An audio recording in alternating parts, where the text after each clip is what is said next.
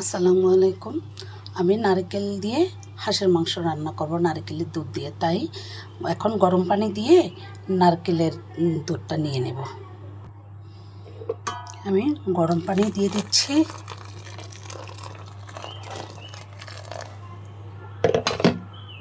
আমি তেজপাতা দিয়ে দিচ্ছি, এলাচি, দারুচিনি, লবঙ্গ, গোলমরিচ দিয়ে দিয়েছি।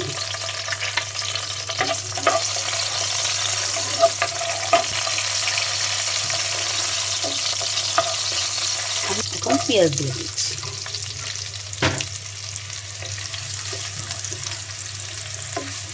পেঁয়াজ লাল হয়ে গেলে পরে আদা, রসুন, জিরা এগুলো দেব।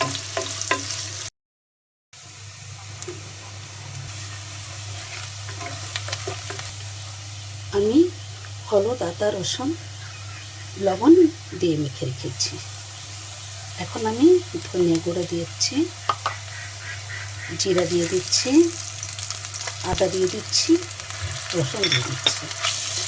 এখন কষিয়ে নিতে হবে।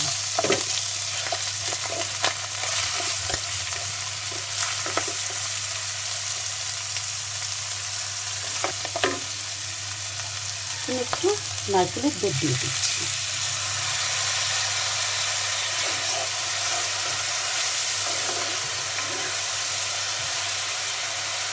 হলুদ গুঁড়ো দিয়ে দিচ্ছি, মরিচের গুঁড়ো দিয়ে দিচ্ছি,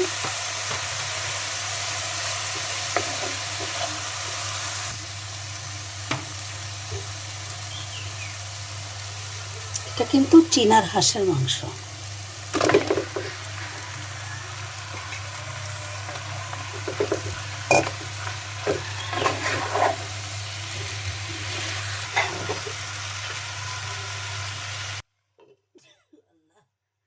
হাঁসের মাংস খুব ভালো লাগে। আবার আমার কিন্তু এই হাঁসটা কিন্তু আমি হাতে নিজেই পেলেছি, আমার ছাদে আমি হাঁস পেলেছি।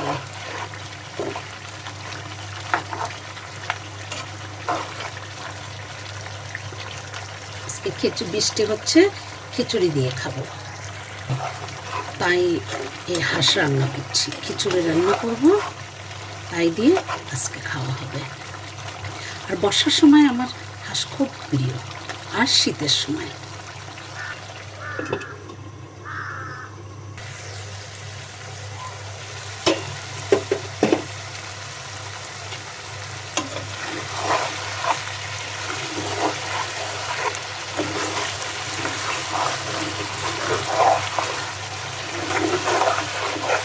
যখন একটু নারকেল ভাজা ফেরান আসবে তখনই নারকেলের দুধ দেবেন। নারকেলের দুধ দিয়ে রান্না করার চেষ্টা করবেন। তারপর যদি না থাকে তাহলে গরম পানি পরে অ্যাড করে দেবেন। আমি চেষ্টা করব নারকেলের দুধ দিয়ে সেদ্ধ করার জন্য।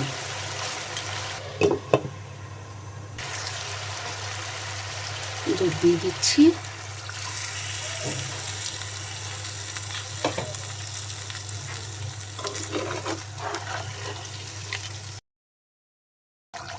এখন গরম মশলা দিয়ে দিচ্ছি। মাংসটা হয়ে গেছে। আপনারা এভাবে রান্না করে খাবেন নারকেলের দুধ দিয়ে, অনেক মজা হবে। আলহামদুলিল্লাহ। জিরা ভাজির গুঁড়ো দিয়ে দিচ্ছি, বেরেস্তা দিয়ে দিচ্ছি। ভালো লাগলে শেয়ার করবেন, সাবস্ক্রাইব করবেন। আপনারা এভাবে মামুনিরা রান্না করে খাবেন। ভালো থাকবেন। আসসালামু আলাইকুম।